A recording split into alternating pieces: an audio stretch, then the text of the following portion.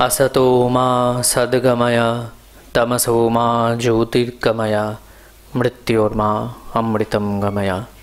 शांति शांति शांति। नमस्कार।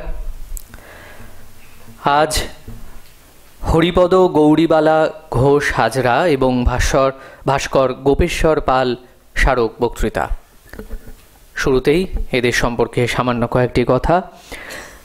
হরিপদ ঘোষ হাজরা বাংলা 1298 সালে জন্মগ্রহণ করেন। তাঁর পিতা বসন্ত কুমার ছিলেন পরম যোগী এবং মাতা লাবণ্যপ্রভা দেবী ছিলেন ধর্মপরায়ণা সাধিকা। হরিপদবাবুর বাল্যকালে তাঁর মাতামহ সন্ন্যাস জীবন গ্রহণ করে গৃহত্যাগ করেন। মাতামহের সাধুতা ও সত্যনিষ্ঠার বীজ হরিপদর শিশু জীবনে অঙ্কুরিত হয়। হরিপদ ঘোষ হাজরা MA এবং ল পাশ করেন। তিনি মেধাবী ও পরিশ্রমী ছিলেন। অষ্টম শতকের অষ্টধাতুর সিংহবাহিনী মূর্তি তাঁর গৃহে নিত্য অর্চিত হতো। তিনি স্বউপার্জিত অর্থ ব্যয়ে সিংহবাহিনী মাতার জন্য সুদৃশ্য ত্রিতল মন্দির নির্মাণ করেন। কালক্রমে এই মন্দির বিশেষ দ্রষ্টব্য ও তীর্থক্ষেত্রে পরিণত হয়। জীবনে বহু অর্থ উপার্জন করে গৃহীর সকল ধর্ম আচরণ অনুষ্ঠান পালন করলেও অন্তরে তিনি ছিলেন সন্ন্যাসী। বাংলা 1356 সালের 7ই আষাঢ় মাত্র 58 বৎসর বয়সে তিনি অমৃতলোকে যাত্রা করেন। হরিপদবাবুর সুযোগ্য সহধর্মিণী গৌরীবালা দেবী বাংলা 1312 সালের 10ই শ্রাবণ জন্মগ্রহণ করেন। তিনি ছিলেন মমতাময়ী সেবিকা ও জননী। অতিথি সেবা, বৈষ্ণব সেবা, স্বহস্তে সকলকে ভোজনে তৃপ্ত করানো ছিল তাঁর ব্রত। তাঁর অন্তর ছিল নির্মল ভালোবাসায় পরিপূর্ণ। নারায়ণ নাম উচ্চারণ করতে করতে 1384 সালের 27 অঘ্রাণ তিনি শরীর ত্যাগ করেন। এই স্মারক বক্তৃতা এদের কন্যা শ্রীমতী জয়ন্তী সিংহ, শ্রীমতী গীতা সিংহ, শ্রীমতী পুষ্পিতা সিংহ এবং শ্রীমতী অঞ্জলি সিংহের পৃষ্ঠপোষকতায় আয়োজিত। এদের এক কন্যা রামকৃষ্ণ সারদা সংঘ আশ্রমের সন্ন্যাসিনী। ভাস্কর গোপেশ্বর পাল। ভাস্কর্য জগতে গোপেশ্বর পাল এক অবিস্মরণীয় নাম, যদিও আজ ধীরে ধীরে আমরা তাকে প্রায় ভুলতেই বসেছি।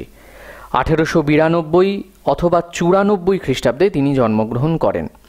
পিতা স্বর্গীয় বিনোদ বিহারী পাল, মাতুল বিখ্যাত মৃৎশিল্পী সতীশচন্দ্র পাল।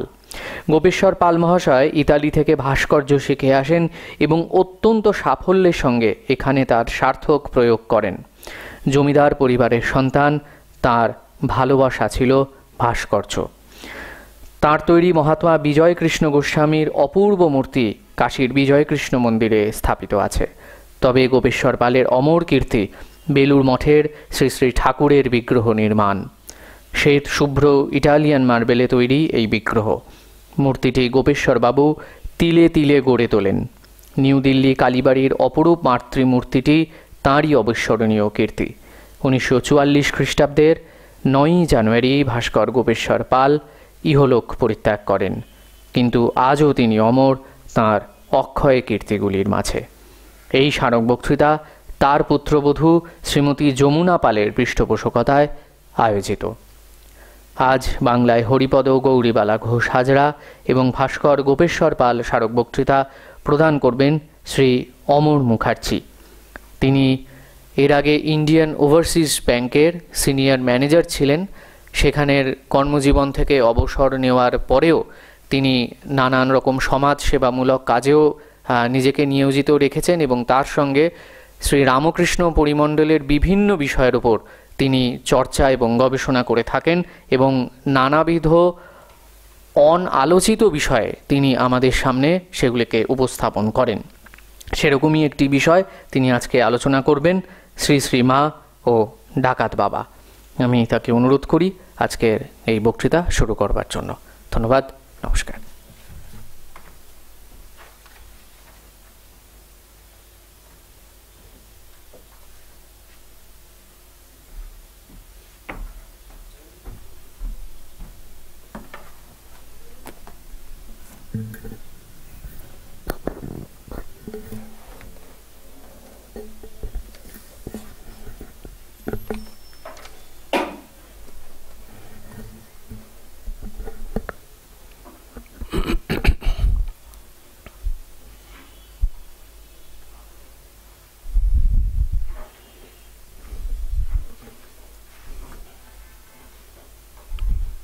कृपां कुरु महादेवी सुतेषु प्रणतेषु च चरणाश्रय दानेन कृपामयी नमोस्तुते। जननीं शारदां देवीं रामकृष्णं जगद्गुरुं पादपद्मे तयो श्रित्वा प्रणमामि मुहुर्मुहुर्। श्री श्री ठाकुर श्री श्री मा स्वामीजीर आतुल चरणे लक्ष कोटी प्रणाम जानाई। गतकाल बुद्ध पूर्णिमा, भगवान बुद्ध के प्रणाम जानाई। Ramakrishna Mission institute of culture Golpark के सेक्रेटरी महाराज परम पूज्यपाद जिनि आमाके असम्भव स्नेह करें स्वामी सुपर्णानंद जी महाराज सामने बसे आছেন आसीन माताजीर श्रीचरणे आमार प्रणाम। এই প্রেক্ষাগৃহে रामकृष्ण घरानार भक्तबिंद के आमार श्रद्धा भालोबासा और नमस्कार। बड़ई मर्मस्पर्शी कहानी श्री श्री मा और डाकात बाबा। मा जेन सब गुछिए रेखेछिलेन, शुधु आमरा साधारण मानुष साधारण तार सन्तान बुझते पारिनी। श्री रामकृष्ण मा शारदार परिमंडले डाकात बाबा एक अपूर्व काहिनी। सेई डाकात बाबार काहिनी रामकृष्ण परिमंडले कौतूहलेर सीमा नेই। आज आमरा अत्यंत कृतज्ञ अध्यापक तरित कुमार बंदोपाध्यायेर प्रति, जिनि तार निरलस प्रचेष्टाय प्राय 5 থেকে 7 বছর এই অখ্যাত তেলোভেলোর মাঠে বিভিন্ন জায়গায় ঘুরে বিভিন্ন খবরাখবর নিয়ে সরকারি অফিসগুলোতে গিয়ে মায়ের তেলোভেলোর কাহিনী, মায়ের তেলোভেলোর দৈবী লীলা, মার তেলোভেলোর প্রথম লীলা প্রকাশ, মার তেলোভেলোর প্রথম দৈবী প্রকাশ, তার সম্বন্ধে একটি আলোচনা করেছিলেন এবং বইটিও লিখেছিলেন। সেই বইটি আজকে আর বাজারে পাওয়া যায় না। আমি কলেজ স্ট্রিটে বহু খুঁজেছি।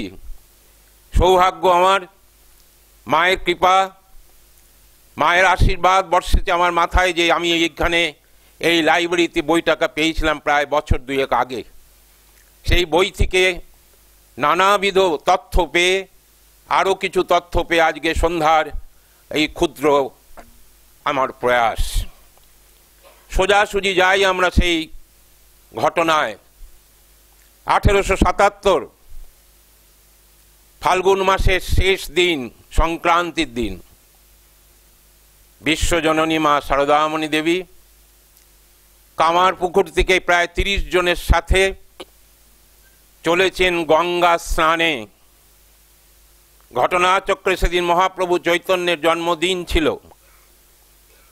তিনি তার সাথে ছিলেন ভূষণ মণ্ডলের মা সৌঘিনী, সদ্গৌ কন্যা বিধবা মায়ের ছোটবেলাকার সই ছিলেন, সঙ্গে লক্ষ্মী দিদি, সঙ্গে ছিলেন তখন বালক, পরবর্তীকালে আমাদের শিবু দাদা শিবরাম, আরও অন্যান্য 30 জন প্রায় চলেছেন। কামারপুকুর থেকে জাহানাবাদ, আজকের আরামবাগ, 8 মাইল। কয়েকদিন আগে মার একটু জ্বর হয়েছিল, মার শরীরটা দুর্বল, যদিও তিনি যাওয়ার জন্য ব্যাকুল ছিলেন। কেন? ভেবেছিলেন সবাই গঙ্গা স্নান করে ফিরে আসবেন, তিনি দক্ষিণেশ্বরে থেকে যাবেন ঠাকুরের কাছে। এটি তার মূল ইচ্ছা ছিল। কিন্তু 8 মাইল হাঁটতে হাঁটতে তিনি ক্লান্ত হয়ে পড়লেন। তখনও সূর্য ডোবেনি। মাঝখানে প্রায় ব্যাসার্ধের 5 মাইল নরহন্তাদের, অখ্যাত কুখ্যাত ডাকাতদের একটি কালী মন্দির আছে, যেখানে ডাকাতরা গিয়ে রাত্রে পূজা করে ডাকাতি করতে বেরোয়। সেই 2টি গ্রামের সংলগ্ন জায়গা, তার নাম আজকের ইতিহাসের পাতায় রামকৃষ্ণ ভাব সাগরে নাম তেলো ভেলো, তেলুয়া ও ভালিয়া, চলতি কথায় তেলো ভেলো। 8 মাইল হাঁটার পরে দেখছেন যে তখনও সূর্য ডোবেনি, অনেকটা বেলা বাকি। তাহলে এই 5 মাইল আমরা হেঁটে যদি পার হয়ে যাই, প্রায় তারকেশ্বরের কাছাকাছি আমরা পৌঁছে যাব। প্রসঙ্গত বলি, তখন দক্ষিণেশ্বর থেকে কামারপুকুর জয়রামবাটি 60 মাইল, তার মধ্যে 52 মাইল হাঁটতে হতো। আজ আমরা কল্পনাও করতে পারি না 52 মাইল তখন হাঁটতে হতো। সেই 52 মাইলের মাত্র 8 মাইল হাঁটা হলো, বাকিরা সবাই এগিয়ে যাচ্ছেন, মা পিছিয়ে পড়ছেন। মাকে আবার ঘুনিয়ে এসে বলছে, তাড়াতাড়ি চল সারদা, তাড়াতাড়ি চল সারু। বলে, তোমরা এগিয়ে যাও, আমি তোমাদের ঠিক ধরে নেব। আমি চলতে পারছি না, আমার দাব নাই, ব্যথা হচ্ছে, হাঁটুতে ব্যথা হচ্ছে, দুর্বল শরীর। তারা 3বার 4বার ফেরত এসছে। তখনকার সামাজিক অবস্থা, কিভাবে এই ঘটনাটা ঘটেছিল আমরা জানি না, কিন্তু ঘটনা ঘটেছিল এইটুকু জানি, সবাই এগিয়ে চলে গেলেন। চারিদিকে অন্ধকারাচ্ছন্ন। কৈকালার মাঠ বলে একটি মাঠের কোনায় বিশ্বজননী মা সারদামণি দেবী ঘুরে বেড়াচ্ছেন। যাবেন পূবে, কোনো সময় পশ্চিম, কোনো সময় উত্তর, কোনো সময় দক্ষিণ, এদিক ওদিক ছুটে বেড়াচ্ছেন। বুঝতে পারছেন না কোন দিকে যাবেন, কি বা করবেন। বয়স তখন মাত্র 23। একাকিনী কুলবধূ চলেছেন, তার সামনেও কেউ নেই, পেছনেও কেউ নেই। ভাবছেন এইবার তো দস্যুর হাতে পড়তেই হবে। হঠাৎ একটি কর্কশ আওয়াজ, কে গা ওখানে, কোন দিকে যাবে? আস্তে মা উত্তর দিলেন, পূবে। সেটা এদিকে নয়, সেটা ওই দিকে। হঠাৎ সেই কর্কশ স্বরের অধিকর্তা, বিরাট তার চেহারা, তার চেহারার বর্ণনা আমি পরে আসছি। তাকে দেখলেই ভয় পায় মানুষ। বিরাট চেহারার মানুষ সামনে এসে তার ভাবান্তর হলো। কি দেখলেন তিনি? আসছি তারপরে। বলে, ভয় নেই, আমার সাথে মেয়ে লোক আছে। তোমার ভয় নেই, আমার সাথে মেয়ে লোক আছে। কোথায় যাবে? বাবা, আমি গঙ্গা স্নানে বেরিয়েছিলাম, ওইখান থেকে আমি দক্ষিণেশ্বরে যাব, ওখানে তোমার জামাই থাকে। রানী রাসমণির কালী মন্দিরে তোমার জামাই থাকে। আমি তার কাছেই যাচ্ছিলাম, কিন্তু আমি পথ ভুলে গেছি। আমার সামনে যারা ছিল তারা এগিয়ে চলে গেছে। আমার পায়ে ব্যথা বলে আমি এগোতে পারিনি। ভাগ্যিস তুমি চলে এলে। ইতিমধ্যেই তার স্ত্রী ও সামনে চলে এলেন। দৌড়ে গিয়ে তার হাতটি ধরে বললেন, মা, ভাগ্যিস তোমরা এলে, নালে আজকে যে কি হতো আমি কিছু জানি না। কে তারা? ডাকাত সাগর সাঁতরা ও মাতঙ্গিনী সাঁতরা। তাদের পরিচয় আসছি আমরা। তখনকার দিনে বাগদি দম্পতির বাড়ি একজন ব্রাহ্মণী যাবেন, অমার্জনীয় অপরাধ। কোথায় নিয়ে যাবেন এই কন্যাকে? কয়েকটা দিন আগে এই সাগর সাঁতরা এবং মাতঙ্গিনী সাঁতরা তাদের প্রথম সন্তান, কন্যা সন্তানকে হারিয়েছেন। স্বভাবতই মা এবং বাবার ডাকে তাদের হৃদয় বিগলিত। তারা অন্তরে অন্তরে ভাবছেন, আমাদের হারানো মেয়ে বোধহয় ফিরে পেয়েছি। কারণ সাগর সাঁতরা মার মধ্যে কি দেখেছিলেন তখনও মাতঙ্গিনীকে বলেননি। তখন চটির ব্যবস্থা, অর্থাৎ পান্থশালা। তেলোভেলোর শেষ প্রান্তে 3টে চটির দোকান।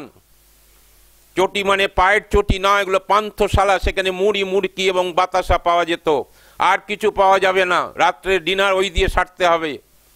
আর একটু থাকার জায়গা হয়, তাও সেখানেও ডাকাতরা ডাকাতি করতে আসে, যারা সেখানে আশ্রয় নেয়। তাই সাগর সাঁতরা বিরাট বড় হাতে লাঠি, কাঁধে একটা গামছা নিয়ে চলেছেন বিশ্বজননী মা সারদামণি দেবীকে এসকর্ট করে। তার পাশে পাশে চলেছেন মাতঙ্গিনী সাঁতরা। গিয়ে একটি মুড়ির দোকানে, যে মুড়ির দোকানের মালিক ছিলেন তখন মহেশ হাট্টি, ধন্য মহেশ হাট্টি, শ্রী শ্রী মা জগৎ মাতা মহামায়াকে তুমি আশ্রয় দিয়েছিলে সেই রাতে। মুড়ি মুড়কি দিয়ে মায়ের ডিনার হলো। আর মাতঙ্গিনী দেবী নিজের শাড়ির আঁচলটা খুলে, মা তুই এখানে শুয়ে পড়, ঘুমিয়ে পড়, আমি তোর মাথায় হাত বুলিয়ে দিই। আর ডাকাত সাগর সাঁতরা বাইরে দাঁড়িয়ে আছে, তার কন্যাকে পাহারা দিচ্ছে, পাশে অন্য কোনো ডাকাত এসে তাকে কোনোভাবে উৎপীড়ন না করে।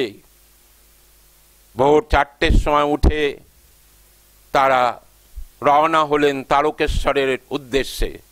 তারকেশ্বরের উদ্দেশ্যে রওনা হওয়ার সময় মাতঙ্গিনী দেবী ভাবছেন হয়তো আমার মেয়ের খিদে পেয়েছে।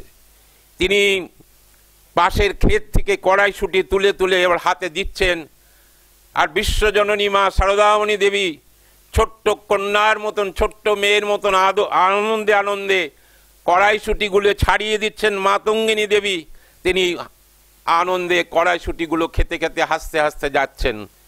আবার বলছেন সাগরকে, তুমি তো যাত্রা দলে গান করো, গান শোনাও, তাহলে ওর মনটা ভালো থাকবে। তিনি যাত্রা দলেও গান বানতেন, গান জানতেন, তাই তিনি অনেকগুলো গান করেছিলেন। তার মধ্যে একটি গান মায়ের খুব ভালো লেগেছিল।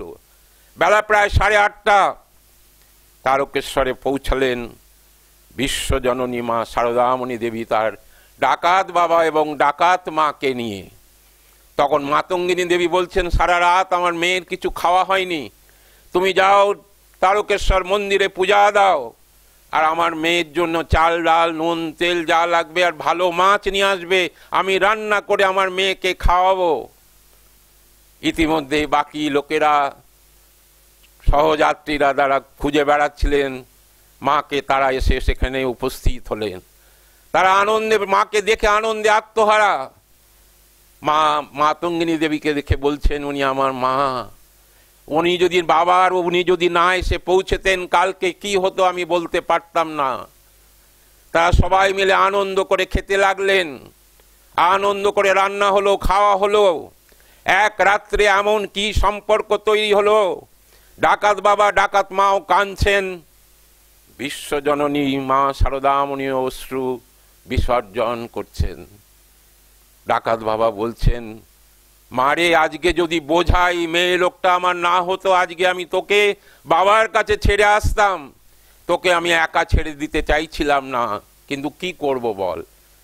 মাও কাঁদছেন, ডাকাত বাবা ডাকাত মাও কাঁদছেন। তারপর মা তাদেরকে আশ্বাস দিলেন যে তোমরা দক্ষিণেশ্বরে এসো, আমার স্বামী তোমাদেরকে জামাই আদরে তোমাদেরকে সম্মান করবে, বলো আসবে। 3 বার সত্যি করিয়ে নিলেন ডাকাত বাবা ডাকাত মাকে দিয়ে, বলো আসবে, বলো আসবে, বলো আসবে। ডাকাত মা ডাকাত বাবাও বললেন, হ্যাঁ আমরা আসবো, আমরা আসবো, আমরা আসবো।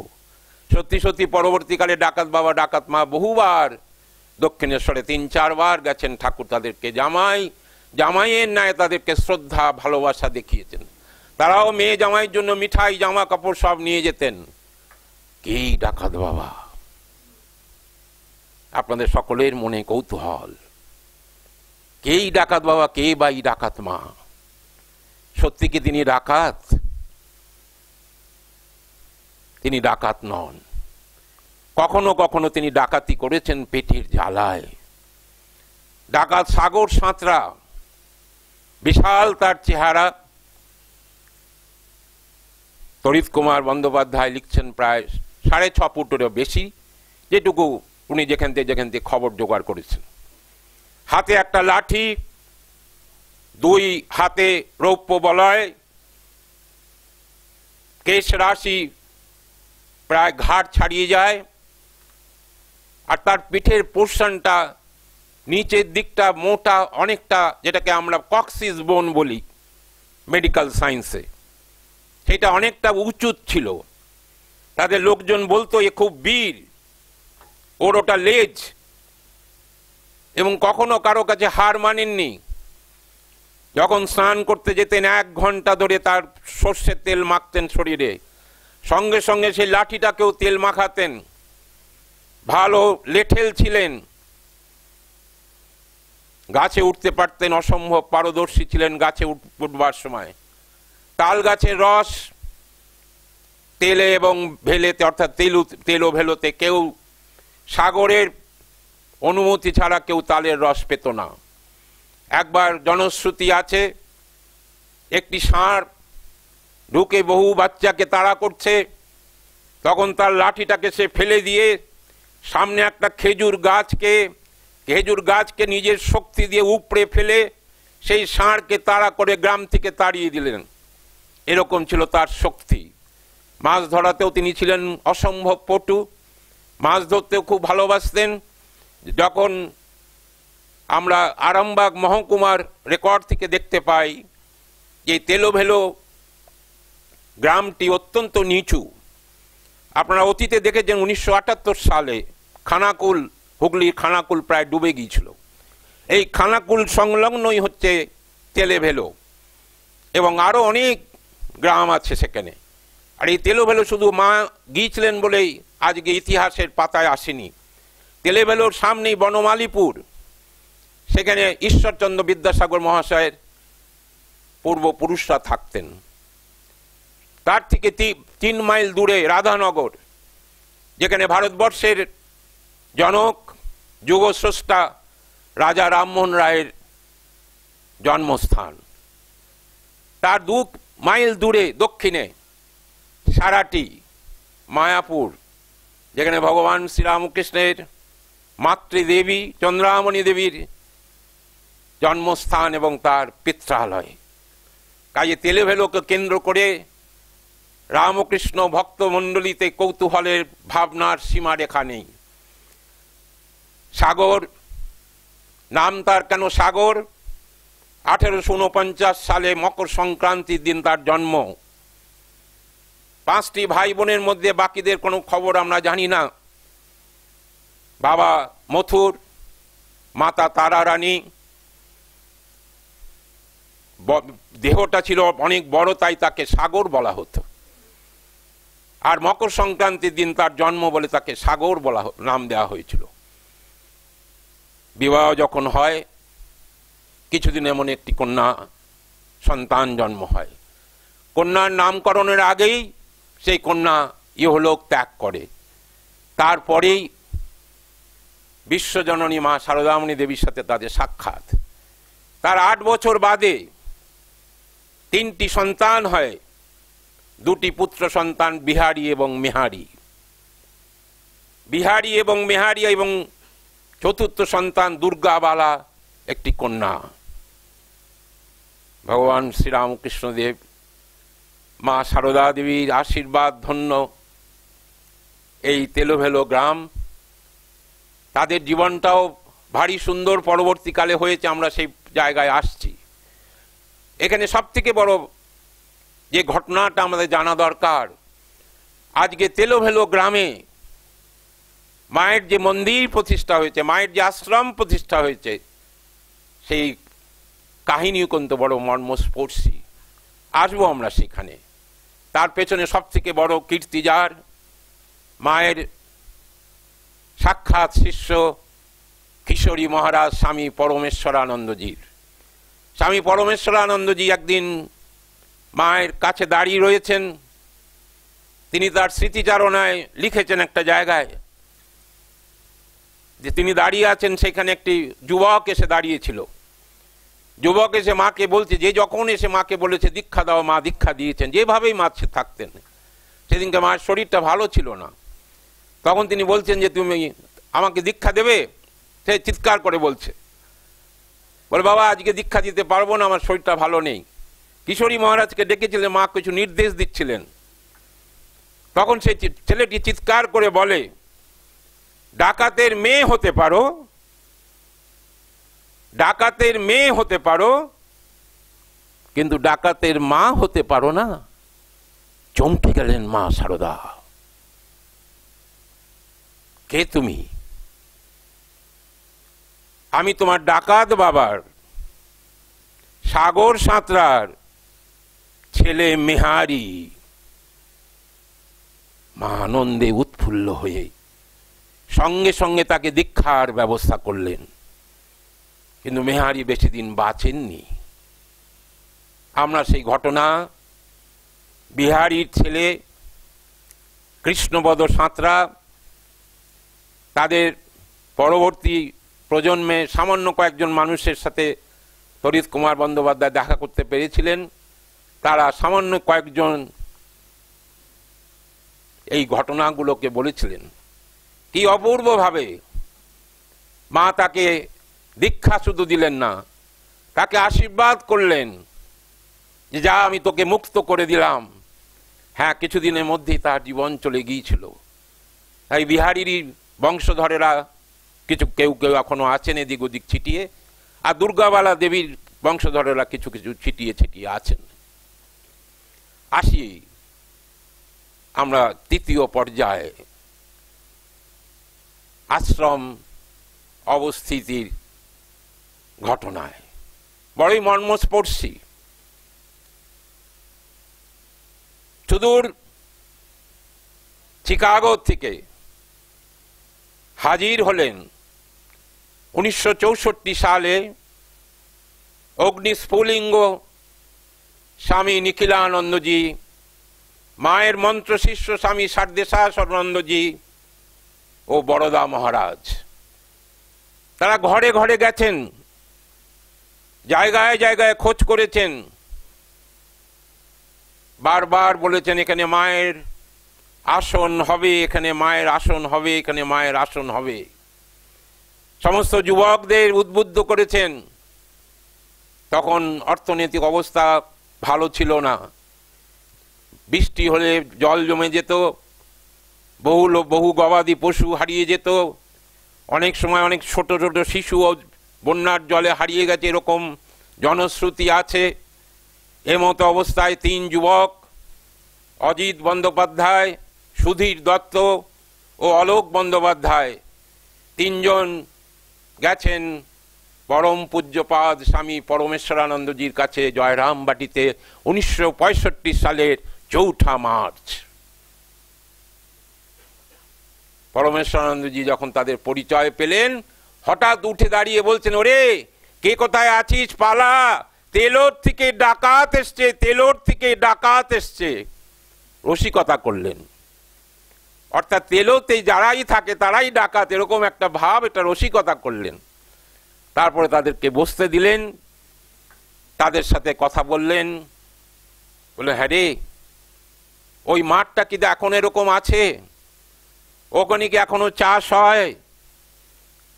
ওইখানে কি সেই ঘরের কোনো চিহ্ন আছে? তাদের 3 জনকে এমন ভাবে উদ্বুদ্ধ করলেন, তারা এসে তেলোভেলোতে একটি বিশাল সভা ডাকলেন, সকল রামকৃষ্ণ ভক্তমণ্ডলীদের ডাকলেন, তাদেরকে অনুরোধ করলেন একটু জায়গা দিন, আমরা এখানে মায়ের একটি আশ্রম প্রতিষ্ঠা করব। রামকৃষ্ণ মঠ মিশন থেকে নীরবে বহু সন্ন্যাসী গেছেন, বিভিন্নভাবে তারা খোঁজ খবর নিয়েছেন, কিন্তু সেইভাবে কোনো সময় খোঁজ পাননি যে সত্যিকারের মহেশ হাট্টির সেই মুড়ির দোকানটা কোন জায়গায় ছিল। পঞ্চানন বন্দ্যোপাধ্যায় এবং অমৃতলাল বন্দ্যোপাধ্যায় 2 জন খুব সিনিয়র নাগরিক তেলোভেলোর। তারা 2 জন কিশোরী মহারাজের কাছে পৌঁছালেন।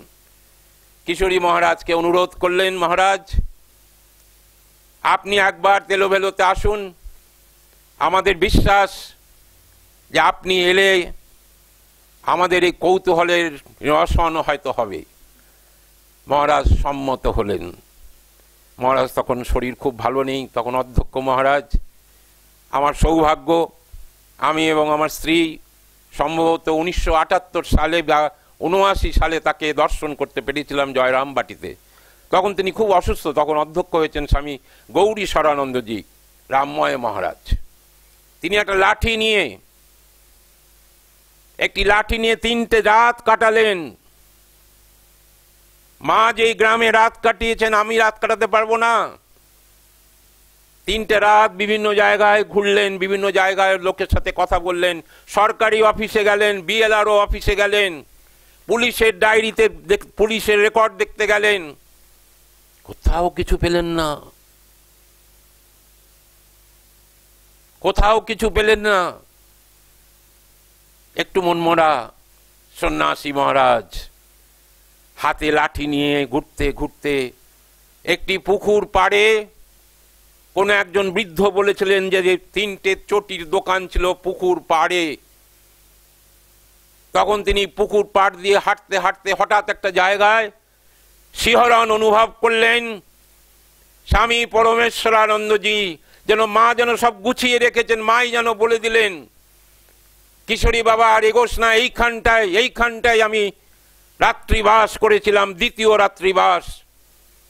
তার আগে বাবা রামচন্দ্র মুখোপাধ্যায়ের সাথে একবার দক্ষিণেশ্বর যখন যাচ্ছিলেন সে ঘটনা আপনারা জানেন। ভীষণ জ্বর এসেছিল, দক্ষিণেশ্বরে মা কালী তাকে এসে দেখা দিলেন, তাকে শুশ্রূষা করেছিলেন, সেই ঘটনাও আমরা সকলে জানি। কিন্তু আজকে সেইখানে তিনি শিহরণ অনুভব করলেন। শিহরণ অনুভব করে পঞ্চানন বন্দ্যোপাধ্যায়কে ডেকে বলছেন, পঞ্চু ঠাকুর আর তোমাকে কোথাও খুঁজতে হবে না, এইখানেই এই জায়গায়, এইখানেই এই জায়গায়, এই 3বার বলছেন, এইখানেই এই জায়গায় মায়ের আসন হবে, মায়ের আসন হবে, মায়ের আসন হবে। 3বার বলছেন। তার মধ্যে মুখের মধ্যে একটা জ্যোতি। তখন তিনি কাঁপছেন, পাশ থেকে কেউ যে ধরবেন তারও সাহস হচ্ছে না, যেন সন্ন্যাসী তার নিজের চৌহদ্দিতে পৌঁছাতে পেরেছেন, নিজের লক্ষ্যেতে তিনি পৌঁছাতে পেরেছেন। সেইখানে কিন্তু জানা গেল সেই জায়গার মালিক আশুতোষ ঘোষ নামে এক ভদ্রলোক। আশুবাবুকে অনেক রকম ভাবে চেষ্টা করা হলো বলার যে তিনি যদি এই জায়গাটা আপনি দান করেন, আর দান যদি না করেন আমরা কিনেও নিতে পারি। আশুবাবু জায়গাটা দান করলেন। এই জায়গার পরিমাপ 5 কাঠা। 5 কাঠা জায়গার মধ্যে কি করে আশ্রম হবে? তিনি আবার যেই দানের সম্মতি দিলেন, বাড়ি ফিরে তার পরিবারের লোকেরা তাকে তিরস্কার করতে আরম্ভ করলো। বিশেষ করে তার এক পুত্র তাকে বলছেন, তুমি ওখানে জায়গায় মন্দির করতে দিচ্ছ, সেখানে বাজে লোকেদের আড্ডা হবে, শুড়িখানা হবে। বলে, না আমি কথা দিয়ে দিয়েছি। এই শোনার পরে তিনি বাড়িতে আর যাচ্ছেন না। বলে, বাড়িতে আমি যাওয়া ছেড়ে দিয়েছি, বাড়িতে আমি খাওয়া বন্ধ করে দিয়েছি। সেই আশুতোষ ঘোষ মহাশয় পরবর্তীকালে 12 কাঠা জমি মায়ের মন্দিরের জন্য দান করলেন। সেই মায়ের মন্দিরের জন্য 12 কাঠা জমি নিয়ে আরামবাগে রেজিস্ট্রি অফিসে মুহুরী নিতাই চন্দ্র নাগ বিনা খরচায় স্বামী পরমেশ্বরানন্দজির নামে দলিল রেজিস্ট্রিকৃতি হলো। কিন্তু আরো তো জমি চাই, এইটুকু জমিতে তো হবে না। রামকৃষ্ণ মঠ মিশনের থেকে বলা হলো যে আরো যদি জমি থাকে, সংলগ্ন জমি প্রয়োজন হলে আমরা কিনেও নেব। তখন কিশোরী মহারাজ অবসর নিয়েছেন, বৃদ্ধাবাসে থাকেন, কিন্তু সব খোঁজ খবর রাখেন। স্বামী গৌরীশ্বরানন্দ তিনিও ঝাঁপিয়ে পড়লেন এই অগ্নি স্ফুলিঙ্গে। তিনি বললেন, দরকার হলে আমরা জমি কিনে নেব।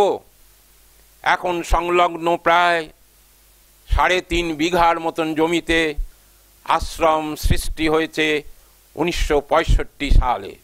1965 থেকে 1977 হিসাব করে দেখুন, 100 বছর বাদে 1877 মা গিয়েছিলেন ওই পথ দিয়ে, ওই চটিতে রাত কাটিয়েছিলেন, রাতে বিশ্রাম করেছিলেন।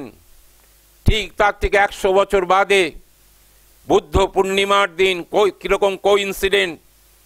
আমার আজকে সকালবেলা ভাবলাম কালকে বুদ্ধ পূর্ণিমা গেছে, আজকে এইখানে মহারাজ আমাকে এই সুন্দর একটি প্রসঙ্গ দিয়েছেন। আমি নিজেকেও ধন্য মনে করছি, আমার পরিবারকে ধন্য মনে করছি, আমার সাথে যারা থাকেন তাদেরকেও ধন্য মনে করছি। ঠাকুর মায়ের কৃপা বর্ষিত না হলে এই সুযোগ আসে না। 1977 বুদ্ধ পূর্ণিমার দিন মহারাজ স্বামী গৌরীশ্বরানন্দজি এবং আরামবাগের মহকুমা শাসক রামকৃষ্ণ ভক্ত বারিদ বরণ চট্টোপাধ্যায় তিনি অনেকটা এগিয়ে এলেন, প্রশাসনিক সমস্ত সাহায্য তিনি করতে দিলেন এবং হাওড়ার বিবেকানন্দ ইনস্টিটিউশন ব্রজমোহন মিত্র প্রধান শিক্ষক, তিনি পরপর 3 দিন ওজস্বিনী ভাষায় মায়ের লীলা কথা শুনিয়ে মানুষকে উদ্বেলিত করে দিয়েছিলেন। সেই ঘটনা বড়ই মর্মস্পর্শী। মহারাজ বললেন, এখন থেকে মার এই অবস্থিতির মহোৎসব হবে ফাল্গুনের সংক্রান্তি থেকে 3 দিন, অর্থাৎ 2রা চৈত্র অবধি। আজও সেই ধারা অব্যাহত আছে, আজও সেই ধারা চলেছে। 3 দিন এই উৎসব পালিত হয়। 3 দিন ধরে বিশাল করে পূজা, নানা রকম উপাচারে পূজা, কিন্তু সেই উপাচারে নৈবেদ্যতে থাকে মুড়ি, চিড়ে এবং মুরকি এবং বাতাসা অবশ্যই। এখানে একটি ঘটনা বলা দরকার। এই যে মা কালীর মন্দির, এই কালীর মন্দিরে ডাকাতরা পূজা না দিয়ে ডাকাতি করতে যেত না। এই কালী মন্দির থেকে ঈশান কোণে 7 মাইল দূরে ওলা বিবি মা বলে একটি মন্দির ছিল। এইখানকার জনশ্রুতি যে এই ওলা বিবি মায়ের পূজা করে, আর যিনি পূজা নিয়ে যাবেন তিনি সেইভাবে পূজা নিয়ে হেঁটে ফিরবেন, কোথাও 1 ফোঁটা জলও গ্রহণ করতে পারবেন না, বা প্রাকৃতিক নিয়মে কোথাও দাঁড়াতেও পারবেন না। এটা এখন জনশ্রুতি। এই কাজটা করতেন সাগর সাঁতরা। এই কাজটা সাগর সাঁতরা করতেন। সাগর সাঁতরা জ্যৈষ্ঠ আষাঢ়ের মাঝে কোনো একটি অমাবস্যার দিন সেই কালী পূজা হয়, এখনো সেই কালী পূজা হয়। এবং সাগর ওলা বিবি মায়ের পূজা দিয়ে 7 মাইল হেঁটে আসার পরে এই মায়ের বলি হতো। এটি ওইখানকার জনশ্রুতি। আমি ভাবলাম মনে পড়লো, তাই আপনাদের সামনে তুলে ধরলাম। আমরা ফিরে যাই আমাদের মাতৃ আশ্রমে। 1965 সাল, 3 দিন ধরে যাত্রা, পুতুল নাচ, নানা রকমের আমোদের মাধ্যমে মায়ের উৎসব পালন শুরু হলো। এখানে একটা বিশেষ ব্যাপার, যাত্রার সময় মায়ের পটটিকে নিয়ে যাত্রার মণ্ডপের সামনে রাখা হয় একটি সিংহাসনে, আর সেখানে মাকে 1 গ্লাস জল আর একটি ডাবরে কয়েকটি পান সেজে ওখানে রাখা হয়। আমার মনে হয় না এই অপূর্ব গাথা আর কোথাও আমরা পালন করি কিনা। আবার যাত্রা শেষ হয়ে গেলে মায়ের জয়ধ্বনি দিতে দিতে মাকে আবার তার সিংহাসনে ফিরিয়ে নিয়ে আসা হয়। 1965 সালে প্রথম যে পূজাটি হয় একটি চালা ঘরে। দুর্ভাগ্যবশত বন্যার জলে, ঝড়ের দাপটে সেই চালাঘরটি ভেঙে যায়। মায়ের আসন একটি ভাড়া বাড়িতে, একটি ভক্ত বাড়িতে গিয়ে রাখা হয়। সেখানে ঠাকুরও ছিলেন, স্বামীজিও পট ছিল। মা যেখানে গেছেন সেখানে ঠাকুর যাননি, হতে পারেন না। 2 sides of 1 coin, স্বামীজি বলছেন। কাজী মাও, ঠাকুরও সেইখান দিয়ে কোনো সময় গিয়েছেন, আমরা ধরে নিতেই পারি। কাজী ঠাকুরের পদধূলি এইখানে আছে, এই বিশ্বাস আমাদের সকলেরই আছে। ফটিকচন্দ্র মিত্র সাধক, শ্রীরামকৃষ্ণ অনুরাগী, তিনি মহারাজদের নিয়ে বিভিন্ন জায়গায় ঘুরে ঘুরে কাজ করতেন। এই 1965 সালে যেদিন প্রথম পূজা, তিনি জয়রামবাটির থেকে মাটি নিয়ে এসে তেলোবেলোর মাটিতে মিশিয়ে দিলেন। অর্থাৎ জয়রামবাটি যে পবিত্রতা, আজকে তেলোবেলোর মাটিও পবিত্র হয়ে গেল। ব্রজমণ্ডলে আমরা দেখি দ্বাদশ মণ্ডল। আমাদের দ্বাদশ মণ্ডলে 11টি মণ্ডল ছিল। তেলোভেলোর মন্দিরকে যদি প্রবেশ করিয়ে দিই তাহলে দ্বাদশ মণ্ডল আমাদের রামকৃষ্ণ সারদা মণ্ডল। জয়রামবাটি, কামারপুকুর, দক্ষিণেশ্বর, কাশীপুর, উদ্বোধন, সারাটি, তেলোভেলো গুনলে 12টা হবে। আরো হয়তো কয়েকটা আমি মিস করে যাচ্ছি, বইয়ের ভেতরে আছে। 3টে দিনের উৎসব সম্পূর্ণ হলো। 3টি ঘর তৈরি হলো। দশম অধ্যক্ষ মহারাজ পরম পূজ্যপাদ স্বামী বীরেশ্বরানন্দজি মন্ত্রপুত একটি ইট কিশোরী মহারাজের কাছে পাঠিয়েছিলেন। সেই ইট দিয়ে 3টি ঘর প্রথম তৈরি হলো। 3টি ঘর তৈরি হওয়ার পরে ছোট ছোট 3টে ঘর, ভক্তদের আনাগোনা, মন তাদের ভরেনি। একজন গ্রাম্য গৃহবধূ আভারানী বিশ্বাস, বললাম প্রথমেই মা সব গুছিয়ে রেখেছেন, আমরা শুধু প্রতি পদক্ষেপে এক পা করে এগিয়ে সেগুলোকে অনুধাবন করি, বা ইংরেজিতে যাকে বলে ইমপ্লিমেন্ট করি। মা যেন সব করে রেখেছেন। সেই আভারানী বিশ্বাস, তিনি তার বাবা মন্মথনাথ ঘোষ কলকাতায় বিখ্যাত ব্যবসায়ী, জাহাজের ব্যবসা, পাটের ব্যবসা, প্রচুর তার ব্যবসা, প্রচুর তার সম্পত্তি, প্রচুর তার টাকা। তার 3টি কন্যার মধ্যে ইনি জ্যেষ্ঠ কন্যা আভারানী বিশ্বাস। তিনি তার বাবাকে গিয়ে বলছেন, বাবা আমি এই গ্রামের গ্রাম্যবধূ, এই গ্রামের উপর দিয়ে আরেকজন গ্রাম্যবধূ আজ থেকে কত বছর আগে গিয়েছিলেন, তার স্মৃতি বিজড়িত ভক্তরা একটি মন্দির তৈরি করতে চাইছে। তুমি তো সারা জীবন এত উপায় করেছ, আমাদেরকে মানুষ করেছ, আমাদেরকে বিবাহ দিয়েছ, কিছু টাকা তুমি দাও না যাতে এখানে মন্দিরটা তৈরি হয়। ঝাঁপিয়ে পড়েছিলেন মন্মথনাথ ঘোষ। তিনি রামকৃষ্ণ মা সারদাকে জানতেন না, চিনতেন না। তিনি তার নিজের ব্যবসা নিয়ে ব্যস্ত থাকতেন, ইংরেজদের সাথে ওঠা বসা ছিল তার। সন্ধ্যার পরে তিনি ইংরেজদের সঙ্গে বসে তার বন্ধুদের সাথে মদ্যপান করতেন। সেই মন্মথনাথকে ঘোষকে দাতা মন্মথনাথ ঘোষ, ভক্ত মন্মথনাথ ঘোষে পরিণত করলেন বিশ্বজননী মা আমাদের সারদা দেবী। ঝাঁপিয়ে পড়লেন।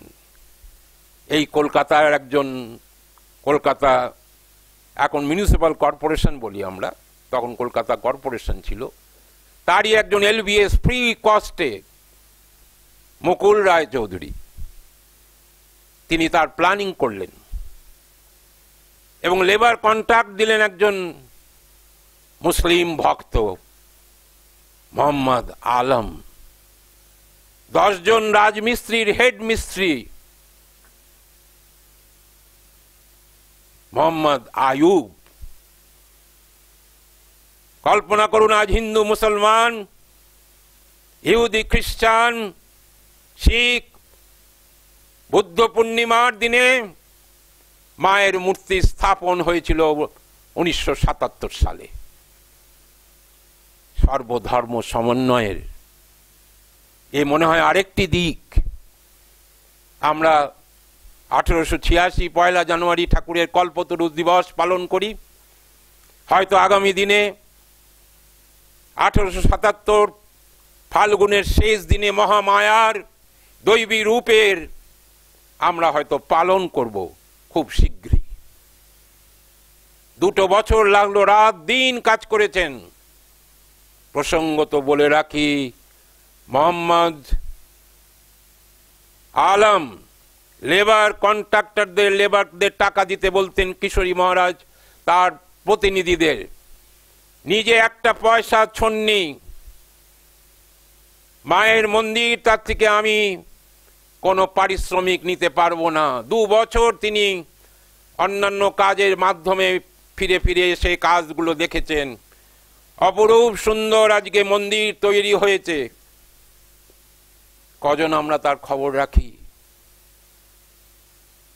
কোথায় এই জায়গাটা? কামারপুকুর থেকে জয়রামবাটি যদি সোজা একটা লাইন আমরা টানি, ঠিক ত্রিভুজের মতন দুটি, ওই দিক থেকে 25 কিলোমিটার, কি অপূর্ব দেখুন, ওই দিক থেকে 25 কিলোমিটার, কামারপুকুর থেকে 25 কিলোমিটার, ঠিক 25 কিলোমিটারই তেলেভালোর মন্দির, মাতৃ মন্দির। 10টা বছর ভয়ঙ্কর গেছে, মন্দির প্রায় বন্ধ হয়ে যাবে। সামাজিক আবর্তে বহু ঘটনা ঘটেছে, আমি সেই সব বিস্তৃতিতে যাচ্ছি না। আমি শুধু বলি, মা আসন গেটে বসেছেন, সেখানে আছেন, সেখানে কালের গহ্বরে বহু মানুষ চলে গেছেন, মা রয়েছেন মারই দোকানে। আজকে বিভিন্ন নামের পরে সরকারি যে নামে রেজিস্ট্রিকৃত হলো, সেই নাম হচ্ছে তেলুয়া রামকৃষ্ণ সারদা সেবাশ্রম। এখনকার যে মন্দির, তার ছবি আমার কাছে, আমি মোবাইলের মাধ্যমে সেই ছবি আনিয়ে কয়েকটা প্রিন্ট করেছি ভক্তদেরকে দেব বলে, সম্পূর্ণ বিনামূল্যে।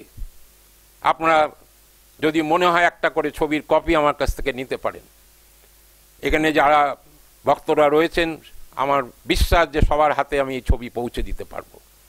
আর আগামী দিনে যখনই জয়রামবাটি কামারপুকুর দর্শন করবার ইচ্ছা হবে, শুধু জয়রামবাটি কামারপুকুর নয়, এইবার থেকে 3টি মণ্ডল হবে, কামারপুকুর, তেলো, তারপরে জয়রামবাটি, বা প্রথম জয়রামবাটি, তেলো, তারপরে কামারপুকুর। শুনলে আনন্দিত হবেন আপনারা। ইনকাম ট্যাক্স আইন অনুযায়ী 12D, 80G সমস্ত রকম সুবিধা আজকে তেলো রামকৃষ্ণ সারদা আশ্রম পেয়েছে। আজকে আমরা অত্যন্ত গর্বিত। যেসব মানুষেরা তাদের অক্লান্ত পরিশ্রম করে, যেসব মানুষেরা, যেসব ভক্তরা তাদের অক্লান্ত পরিশ্রম করে তাদের নিজস্ব আয়, নিজস্ব বাড়ি খরচার থেকে পয়সা বাঁচিয়ে বাঁচিয়ে প্রায় 27টা বছর লেগেছে আজকে এই রেজিস্ট্রিকৃত ব্যাপারগুলো করবার জন্য। বহুভাবে বাধা এসেছে, এমনকি তরিৎ কুমার বন্দ্যোপাধ্যায় যখন সেখানে যেতেন তাকেও বাধা দেওয়া হতো। রামকৃষ্ণ মঠ মিশনের সন্ন্যাসীরা অক্লান্ত পরিশ্রম করে প্রথম পূজা করেছিলেন বীরেশ মহারাজ কোয়ালপাড়া আশ্রমে, তারপরে 4 বছর পর পর পূজা করেছিলেন কামারপুকুরের একজন মহারাজ। আজকে আনন্দের সঙ্গে জানাই, আজকে যে পরিচালক গোষ্ঠী তৈরি হয়েছে তাদের দুজনের উপদেষ্টা, একজন কামারপুকুর থেকে, একজন জয়রামবাটির থেকে, তাদের ট্রাস্ট ডিডে তৈরি করা রয়েছে। আগামী দিন, হয়তো আজ নয়তো কাল, আগামী দিনে তেলুয়া রামকৃষ্ণ সারদা আশ্রম রামকৃষ্ণ মূল ধারায়, রামকৃষ্ণ মঠ মিশনের মূল ধারায় প্রবেশ করবে, এটুকু বিশ্বাস আমার আছে। কারণ তেলোর মা রয়েছেন, তেলো ধন্য, তেলো ধন্য সাধক সাগর সাঁতরা, ধন্য মাতঙ্গিনী সাঁতরা, ধন্য সাঁতরা পরিবার, ধন্য সেই মুড়ির দোকানের মালিক মহেশ হাট্টি, ধন্য সেইখানকার মানুষ, ধন্য গাছপালা, আকাশ বাতাস, ধন্য নদ নদী, সর্বত্র যেন রয়েছে, আওয়াজ তুলেছে, মা আমাদেরকে মানুষ করো, মা আমাদেরকে মানুষ করো। তাই বলি, রূপং দেহি, যশ দেহি, জয়ং দেহি, দিশো জহি, শক্তিরূপেণ সংস্থিতা, শক্তিরূপেণ সংস্থিতা, শক্তিরূপেণ সংস্থিতা, নমস্তস্যৈ, নমস্তস্যৈ, নমস্তস্যৈ নমো নমঃ। আপনারা সকলে ভালো থাকবেন, আনন্দে থাকবেন। আমরা বিশ্বাস করি শ্রীরামকৃষ্ণ মা শারদা যার সাথে আছেন তিনি কখনো নিরানন্দে থাকতে পারেন না। ঠাকুর বলছেন, ভারী সুন্দর একটি জায়গা বলে আজকে শেষ করি। ঠাকুর বলছেন নিরানন্দ আবার কি জিনিস? মাকে নিয়ে যদি থাকা যায়।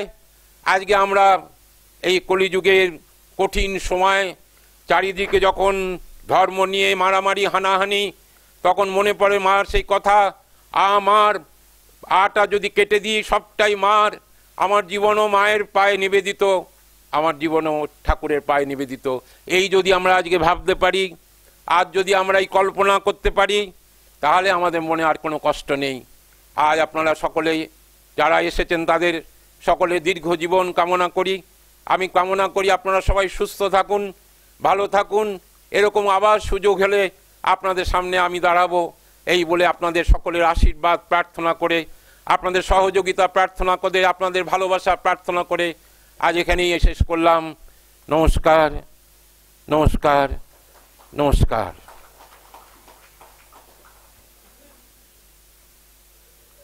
আমার কাছে মায়ের যে মন্দিরের ছবিটি আছে, আমি এখানে দাঁড়াচ্ছি, আপনারা এগিয়ে এসে একটা করে ছবি নিতে পারেন সম্পূর্ণ বিনামূল্যে।